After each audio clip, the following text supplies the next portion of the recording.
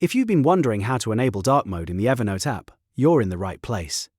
In this quick tutorial, I'll show you the easiest way to switch Evernote to dark mode on the desktop app, so you can make the interface easier on your eyes and more comfortable to use, especially if you work at night or prefer a darker screen. If this guide helps, make sure to hit like and subscribe for more simple app tutorials like this. Alright, let's jump right in. First, open the Evernote desktop app on your computer and make sure you're signed into your account.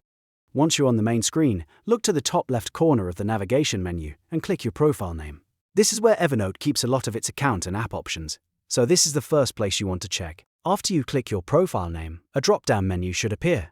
From that menu, select Settings or Preferences, depending on the version of Evernote you're using. Some versions label it one way, and some use the other, but either option will take you to the same general area. Now that you're in the Settings area, look for Preferences, then choose Application.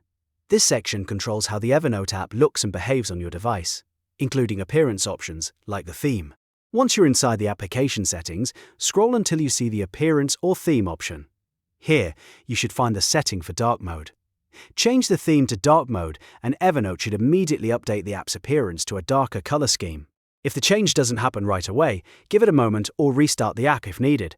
In most cases, once you select dark mode, the interface should switch instantly, making notes, menus, and navigation much easier to view in low light. And that's it. You've successfully enabled dark mode in the Evernote app on desktop.